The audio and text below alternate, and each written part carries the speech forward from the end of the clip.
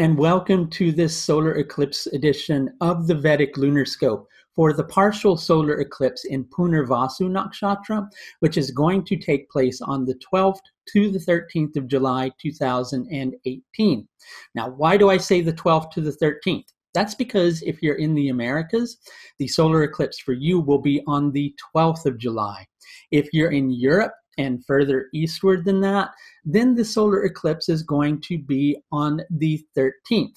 Now, this solar eclipse is a partial eclipse, and it's only going to be visible in the very southernmost regions of the southern hemisphere, mainly southern Australia, the Indian Ocean, and the Pacific Ocean, right? But that doesn't mean we're not all going to feel it, because eclipses tend to have a global effect. Those are just the areas that it will be visible in, which is a powerful phenomenon too.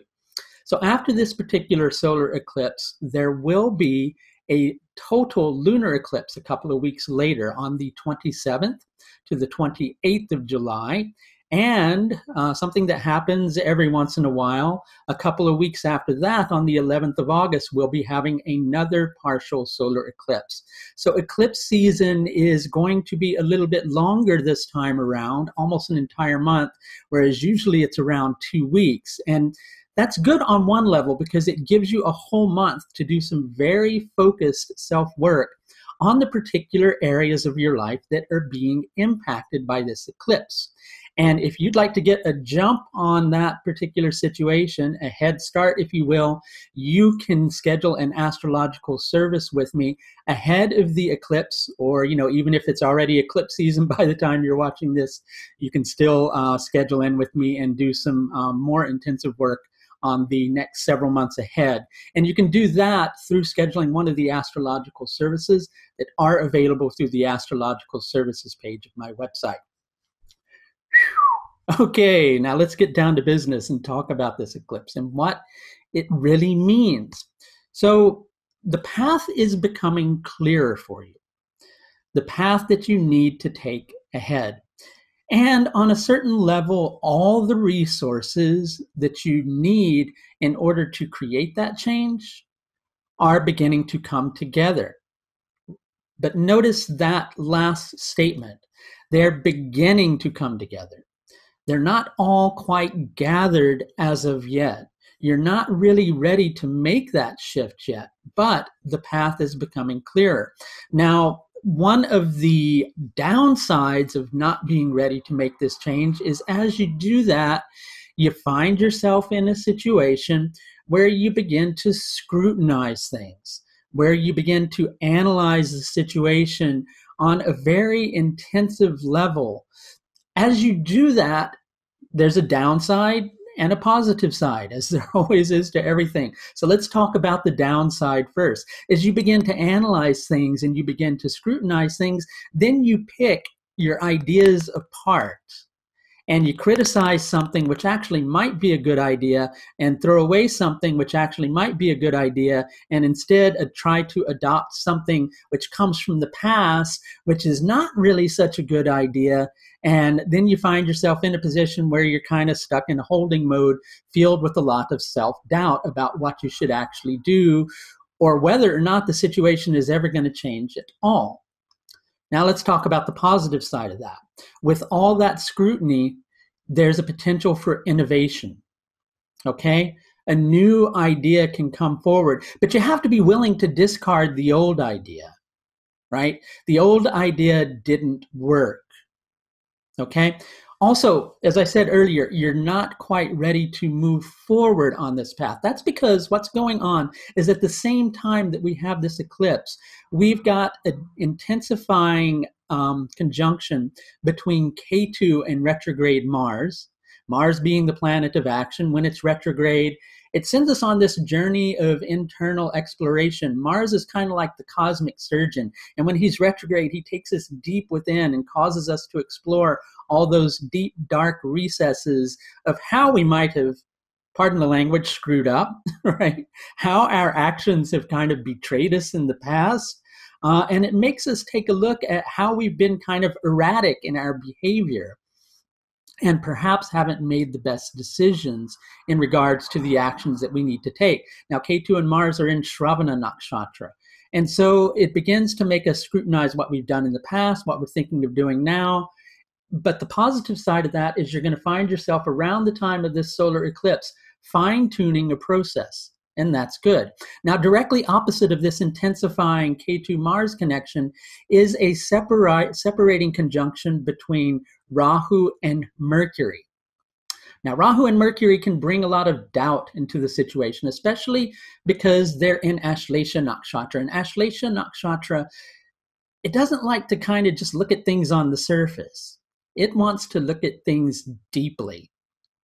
And it wants to go very deep with that process. And it kind of gets sometimes a little too wound up in that process to the extent that it confuses the process more so than it helps it, right? So that's one thing you need to be aware of. Am I confusing the process more so than I'm helping it? If you find yourself in that position where you're kind of going, wait, maybe I just kind of need to back off from this situation in order to see it more clearly, follow that own self-advice, back away from it a little bit until you can see it a little bit more clearly. When you come back to it, I can guarantee you'll find yourself in a position where you're able to innovate some really good new ideas, right? But you're not going to be ready to act on those ideas just yet. You're kind of in the wait and see, gather together, analyze, throw away that doesn't work, adopt that might work type of situation. But as I said, I'm kind of taking it apart and scrutinizing it a little bit at a time, much in the spirit of this eclipse. But as I said, over the process of that, things are going to become much clearer. Now, Punarvasu Nakshatra is what's called sorry, I'm trying to think of the right word, a moving and unsteady nakshatra. Okay? So it's a moving and unsteady nakshatra. It's this kinetic energy that's really ready to set in motion. It's also a dhatu nakshatra, which is a mineral nakshatra. So imagine a rock that's solid and still, it's not moving, but it's got all this kinetic energy in it that's ready to set things in motion. And once it starts rolling, it's going to be pretty intense, because if you've ever seen those roadside signs that say caution for falling rocks, that's a good example of this particular type of energy, right? So once it sets in motion, it can be intense and it can be a force to be reckoned with, which is exactly what you want. But you kind of have to be patient with the uneasiness that's building up. The uneasiness, even though it may feel a little bit chaotic, is actually a positive force, because it's the impulse that's building. And sometimes an impulse has to kind of build to a crescendo before it's ready to kind of initiate a process. Now, mixed in a lot with this particular situation, we've also got some separating angles between this eclipse and Saturn in Purva Ashadha Nakshatra. So one angle of this is going to kind of take you into a mindset where you're having to take a deep look at yourself, and you're having to take a really honest look at yourself, and maybe, I hate to say it, somewhat of a humbling look at yourself, and look at how perhaps you haven't been your own best friend in this situation, about how maybe you have been sacrificing your own particular ethics for the maintenance of a situation that really is kind of ready not to be maintained anymore. Now, that may make you feel kind of, well, let's just say it, stupid, okay? But you can't give yourself a hard time, right? What you got to do is you got to go, this is where my heart really is. Now, preceding that experience of you going, well, this is where my heart really is probably going to be quite a large dose of going, I'm really dissatisfied with this and I'm not happy, right? So I know we don't like to hear all these intense emotions, but sometimes intense emotions are very necessary. They're very necessary to make you recognize that on one level, you've had enough. On a second level, that when the forces are conspiring in your favor to move things forward, that you're damn sure going to be ready to move forward this time and you're not going to hold back, right? And thirdly, they're there to give you the power and to give you the strength to set some positive things in motion for the future. Now, here's something really interesting. Each nakshatra has a sutra that's connected with it. And I wanted to read for you the sutra that's connected to Punarvasu Nakshatra, right? The restoration of good for Aditi. Aditi was the mother of the Adityas, right? She's also the undivided, the void, right? That which holds the potential and fosters the entirety of creation, but yet at the same time is mysterious and unknown, right? So the restoration of good for Aditi is wind from above, right? Think of wind, right? Think of that wind blowing. Think of the hot air I'm blowing out. No, I'm only kidding. So think of the wind blowing, right? Right? So the restoration of good for Aditi is wind from above and moisture from below. So what does moisture do? Moisture can foster the growth and the blossoming of creation. If everything's dry and parched, things don't tend to grow as easily. So there's that sense of growing, that sense of being refreshed, that sense of being revitalized, that sense of being nourished. And then there's the wind that's blowing over that. And so imagine a plant that's facing the breeze. That plant is either going to buckle with the breeze or it's going to learn how to gather some strength to stand on its own. And with Punarvasu Nakshatra, it's very much about gathering together strength, gathering together resources. A quick note is if there's something going on for you in relation to home during this time, now this may take on a very special tone to you because one of the symbols for Punarvasu Nakshatra is a home. Right? So that may have very special meaning for you. And again, if you schedule a consultation with me at the end, we can take a look at what that might actually portend for you, right? So things are gathering together. A force is pulling together to set in motion to liberate you from a particular situation. Because of the Ketu-Mars connection, you're not likely to make this change during the eclipse season, but sometime in the months that follow.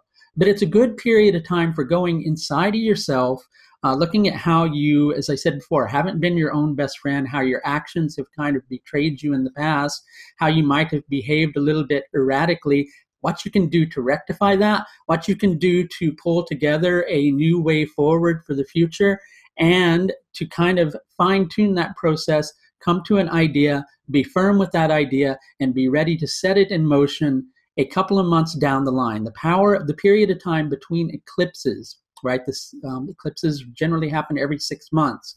So the next set of eclipses will be in early 2019. So sometime between now and then, you'll likely find yourself getting ready to set these changes in motion. And I wish you the best for those changes. And if you'd like a little bit of help with working with these particular energies or a little bit of direction, I should mention again that I do offer several different levels of astrological service, all of which are available through the astrological services page of my website. If you click on the link which appears above in the video, it will take you directly to that page where you can schedule ahead of time for the eclipse, or if it's already eclipse season when you watch this, you can still schedule. Okay, so keywords, key things to remember. Things are coming together, right? The change you're trying to create is not quite ready yet. Obviously, I don't know what area of your life that's about unless I look at your horoscope, but things are not quite ready to change and shift yet. As a hint, you can look at where the eclipse falls in your chart. That's a good key if you're not able to schedule a consultation. And it's a good and powerful time for innovation. Part of the process of that innovation is likely that you'll find yourself in a period of self-reflection, self-doubt, self-analysis. But don't give yourself too much of a hard time. Be willing to be humble. Be willing to accept the answers as they appear. Be willing to rejuvenate yourself, refresh yourself, rather than kind of being down on yourself. That's going to do it for this solar eclipse edition of the Vedic Lunar Scope for the solar eclipse in Punarvasu Nakshatra on the 12th to the 13th of July, 2018. Until next time, please do take the very best care of yourself. Bye now. Wait, I'm not done yet. You thought you were done with me. Well, actually, I finished recording this and a thought dawned on me, which was an extra little kind of hint and warning I wanted to give everybody, which is with this process, because we're dealing with a connection between Ketu and Mars, And because we're dealing with a connection between Rahu and Rahu and Mercury are in Ashadha Nakshatra, the potential for you to hold yourself back and assert yourself in not the most positive of manners, and then feel bad about it afterwards, and then hold yourself back, and then assert yourself in not really the nicest of manners. And I'm not going to say it again, don't worry about it. But this cycle has the potential to continue over and over again and repeat itself. Try to be aware of that potential. Try to be aware that with that energy within you that's wanting to strike, you're really just perhaps getting a little bit impatient. And perhaps you're also needing to kind of exercise what you feel is building within you. What do I mean by that? What do I mean by that? I don't want to go on too long, but what do I mean by that? Well, when we feel a desire to do something, when we sense there is a problem, it's only natural to want to act. But when we feel that the time's not ready for action, then we begin to kind of hold back. We begin to repress ourselves. We let things build up to a level of intensity, right, that can then kind of need to release itself like a pressure cooker. But mixed in with this is the potential of sometimes harsh things can be spoken in the process, which you're not always going to be able to retract. And you need to be aware of that. Sometimes the way that you're asserting yourself is not the wisest way to assert yourself, and you need to be aware of that.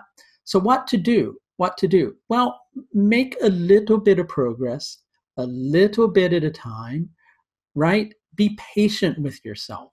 Be patient with yourself. Use that energy that's building to a level of intensity for powerful self-transformation, for working through those doubts. And when those things that are connected to the doubt become clearer, begin to take some small actions here and there so that you're releasing the pressure so that it doesn't become intense. Okay, I'm saying goodbye for real this time. I'll talk to you next time. Bye now.